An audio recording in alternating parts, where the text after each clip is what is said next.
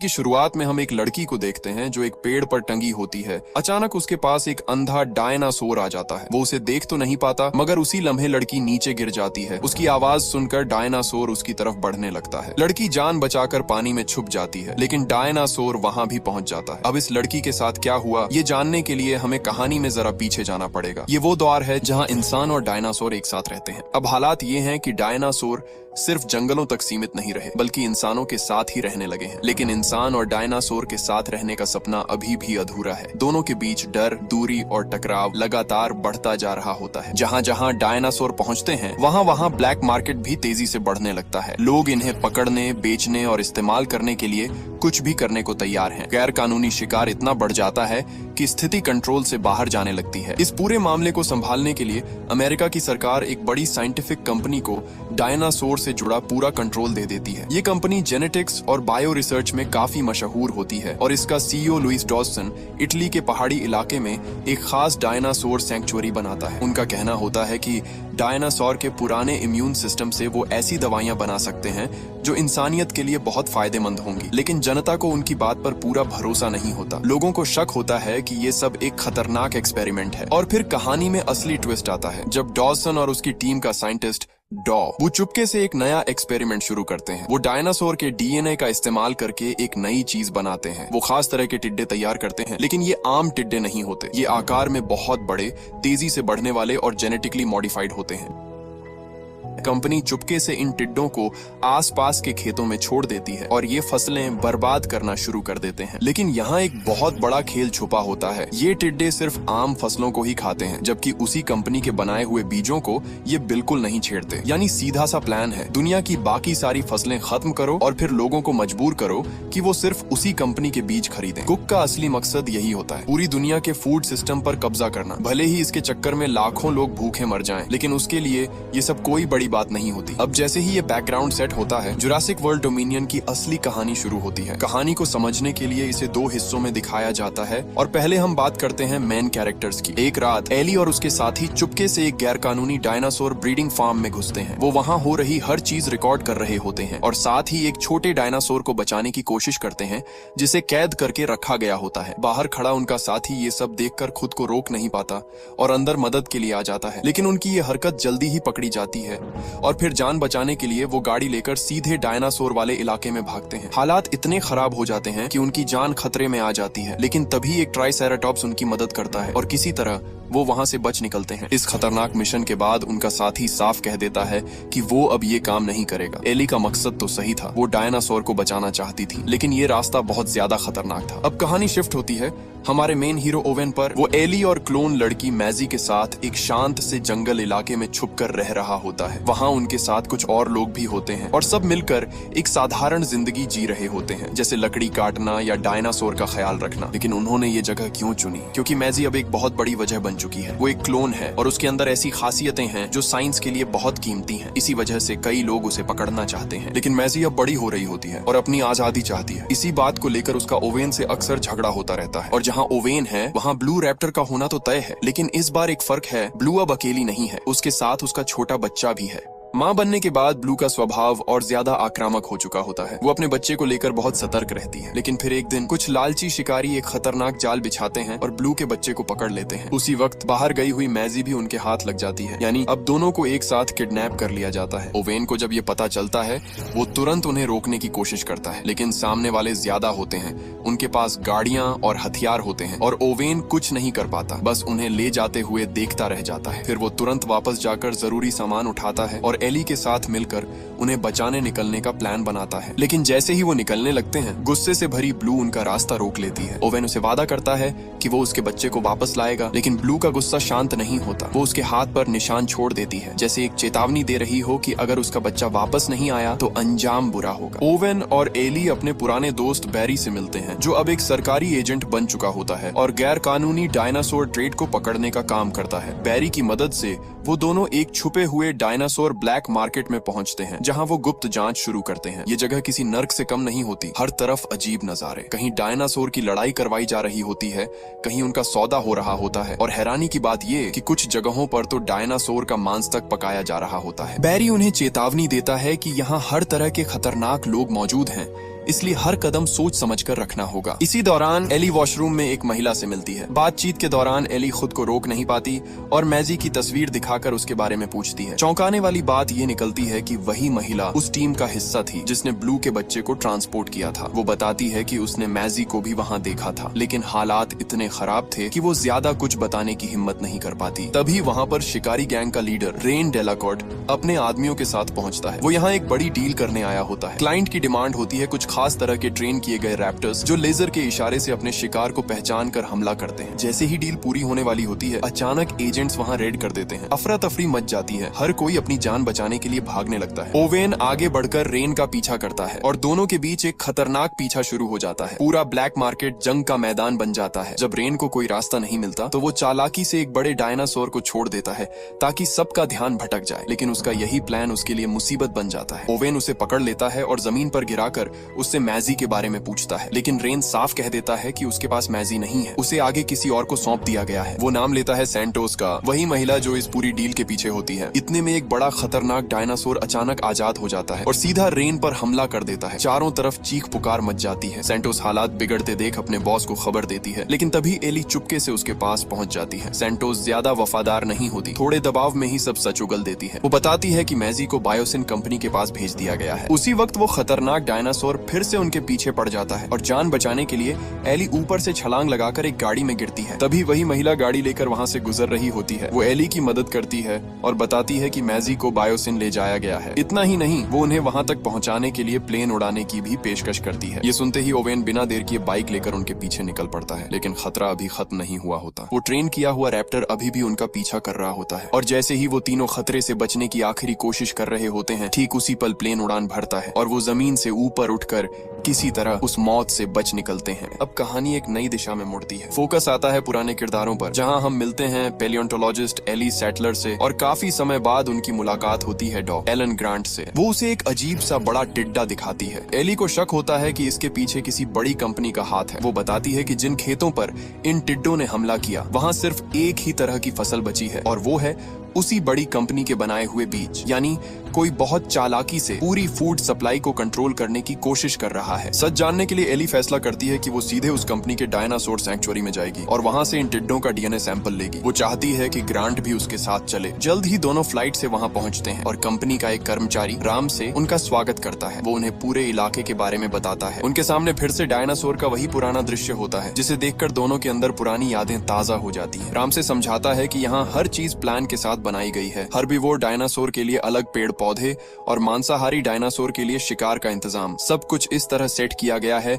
कि कोई डायनासोर बाहर न जा सके। साथ ही एक रिमोट कंट्रोल सिस्टम भी लगाया गया है, जिससे जरूरत पड़ने पर हर चीज को कंट्रोल किया जा सकता है। जैसे ही वो दोनों इस पहाड़ी इलाके के अंदर पहुंचते हैं, कंपनी का सीईओ लुइस डॉजसन खुद उनका स्वागत करता है। वो बड़े गर्व से बताता है कि उनकी कंपनी ने कई प्राचीन जेनेटिक सीक्रेट्स को अनलॉक कर लिया है और वो इन्हें मेडिकल फील्ड में इस्तेमाल करके गंभीर बीमारियों का इलाज ढूंढना चाहते हैं। वो दावा करता है कि उसका मकसद सिर्फ इंसानियत की मदद करना है, न कि पैसा कमाना। इसके बाद वो रामसे को कहता है कि एली और ग्रांट को एक खास फोरम में ले जाया जाए, जहां एक और जाना पहचाना चेहरा उनका इंतजार कर रहा होता है, डॉ इयान मैल्कम। फोरम खत्म होने के बाद एली और ग्रांट मैल्कम से चुपके से बात करते हैं और उससे मदद मांगते हैं। वो उसे बताते हैं कि उन्हें इन खतरनाक टिड्डों का डीएनए सैंपल चाहिए ताकि सच्चाई सामने लाई जा सके।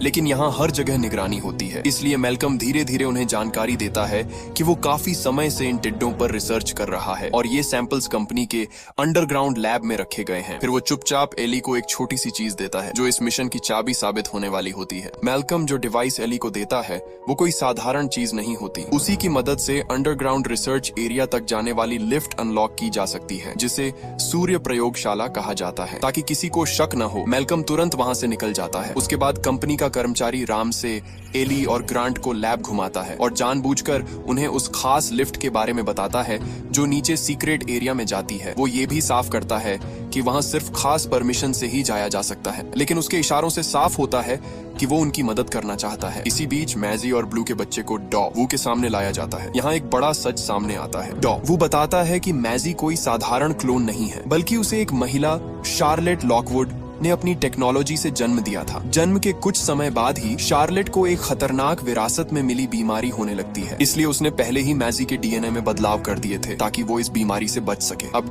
वू को उम्मीद होती है कि मैजी और ब्लू के बच्चे के जीन की मदद से वो इन खतरनाक टिड्डों को कंट्रोल करने का तरीका ढूंढ सकता है। लेकिन दूसरी तरफ डॉसन का इरादा बिल्कुल अलग होता है। वो सिर्फ इन रिसर्च का इस्तेमाल करके पैसा कमाना चाहता है। उधर एली और ग्रांट पूरी तैयारी के साथ चुपके से उस सूर्य प्रयोगशाला में घुस जाते हैं। वो जल्दी से उन म्यूटेटेड टिड्डों का डीएनए सैंपल निकाल लेते हैं, लेकिन तभी सब कुछ बिगड़ जाता है। मैजी पीछे से आकर ब्लू के बच्चे को आजाद कर देती है और अचानक लैब में अलार्म बजने लगता है। घबराए हुए टिड्डे चारों तरफ फैल जाते हैं। पूरा माहौल बेकाबू हो जाता है। एली और ग्रांट किसी तरह वहाँ से भागते हैं और उसी दौरान उनकी मुलाकात मैजी से हो जाती है। अब तीनों एक साथ हो जाते हैं और मिलकर बाहर निकलने की कोशिश करते हैं, लेकिन खतरा अभी खत्म नहीं हुआ। डॉसन को पता चल जाता है कि कोई उसके सिस्टम में घुस चुका है। वो तुरंत पूरे इलाके का सिक्योरिटी सिस्टम एक्टिव कर देता है और एयर डिफेंस भी चालू कर देता है। उसी वक्त बाहर ब्लैक पायलट लड़की जो प्लेन उड़ा रही होती है, उस पर एक विशाल उड़ने वाला डायनासोर हमला कर देता है। हालात अब पूरी तरह बेकाबू हो चुके होते हैं। आसमान में हमला, जमीन पर खतरा और हर तरफ सिर्फ मौत मंडरा रही होती है। उन्हें तुरंत इमरजेंसी लैंडिंग का फैसला लेना पड़ता है। हालत ऐसी होती है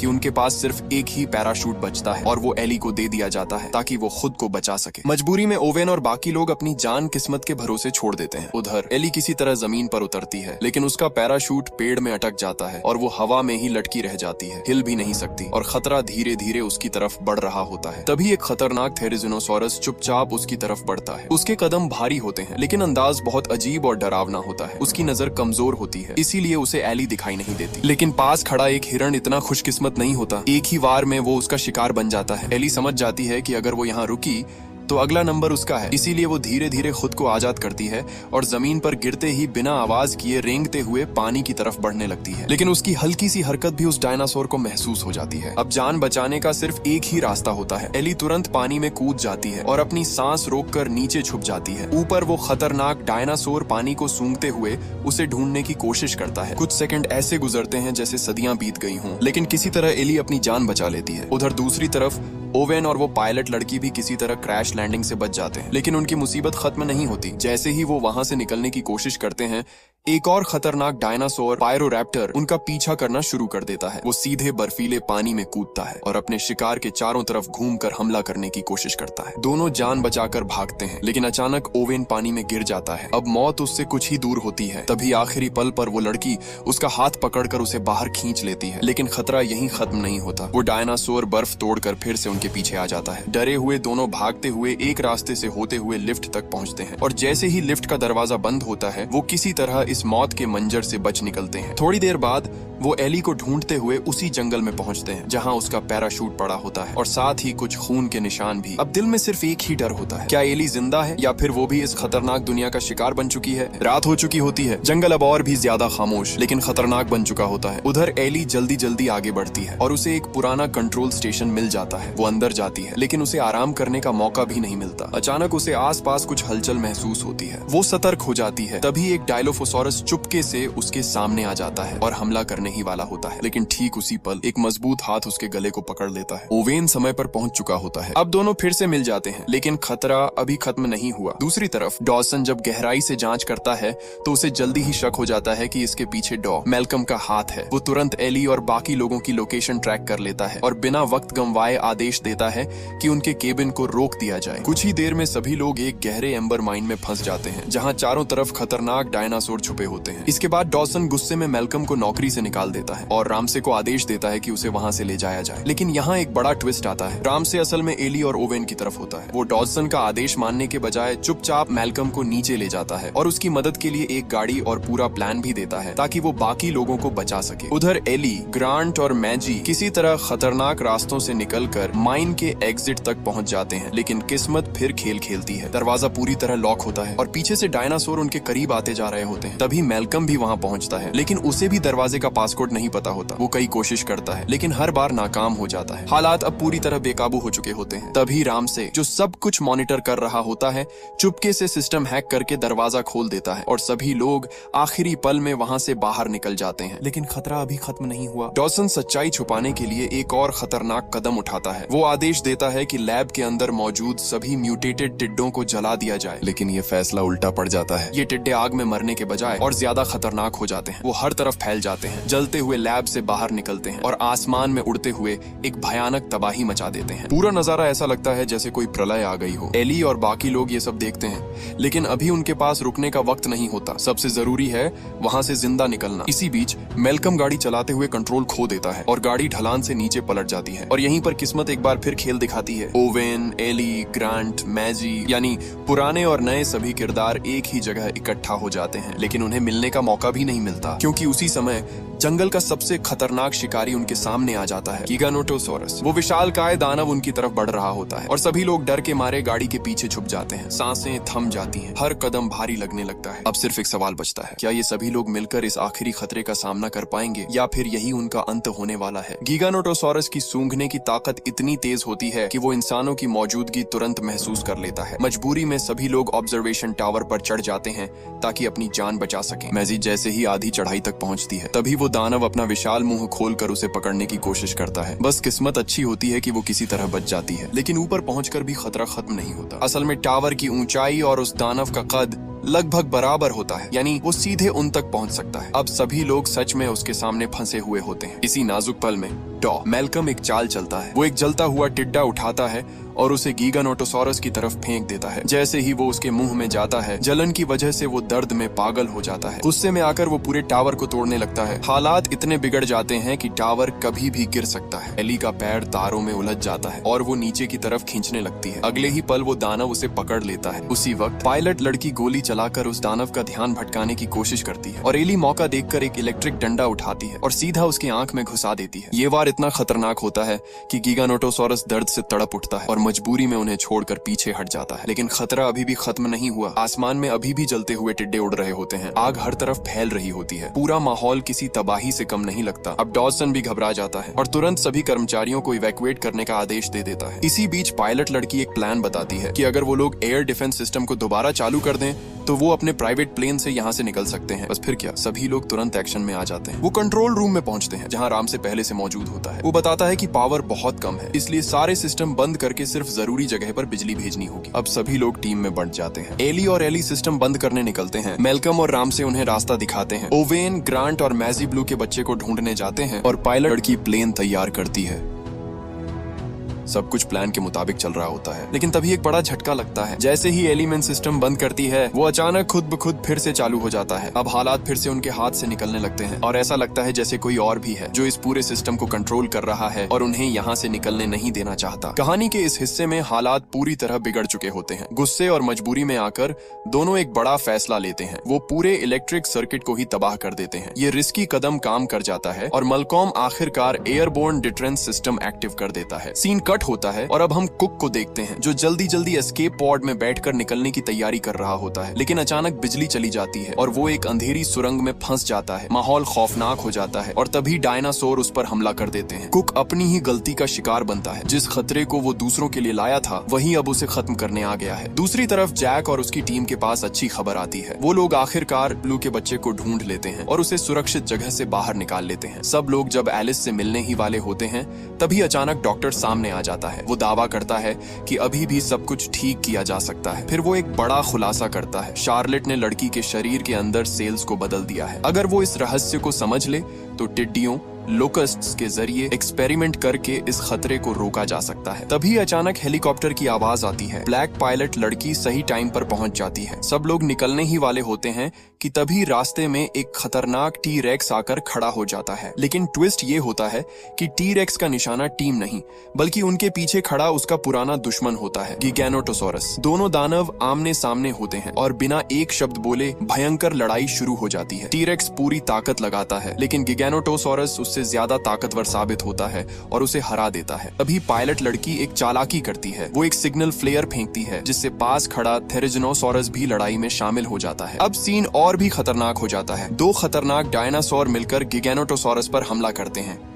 इसी मौके का फायदा उठाकर टीम जल्दी से प्राइवेट जेट में बैठकर उड़ जाती है। लेकिन कहानी यहीं खत्म नहीं होती है। टी-रेक्स सही मौका देखकर गिगानोटोसॉरस को जोर से धक्का देता है और वो सीधा जाकर थेरेजिनोसॉरस के खतरनाक तेज पंजों क्लॉज पर गिरता है। बस यहीं गेम खत्म हो जाता है। इतिहास का सबसे बड़ा मांसाहारी डायनासोर यहीं ढेर हो जाता है और उसकी किंग बनने की कहानी यहीं खत्म हो जाती है। इसके बाद कहानी अपने एंड की तरफ बढ़ती है। एवा और उसकी टीम बायोसिन कंपनी को कोर्ट में ले जाती है ताकि उनके किए गए एक्सपेरिमेंट्स का हिसाब लिया जा सके। दूसरी तरफ डॉ वो भी टिड्डियों लोकस्ट्स वाले खतरे को कंट्रोल कर लेता है। वो सबके सामने सच्चाई बताता है कि इस सब का असली क्रेडिट शार्लेट नाम की महिला को जाता है जिसने ये सब मुमकिन किया। अब बायोसिन की पुरानी जगह को एक शांत और सुरक्षित डायनासोर सैंक्चुरी में बदल दिया जाता है जहां ये जीव इंसानों से दूर सुकून से रह सकें। धीरे धीरे सारे झगड़े, खतरे और मुश्किलें खत्म हो जाती हैं और दुनिया फिर से शांत हो जाती है। यहीं पर इस कहानी का सफर खत्म होता है।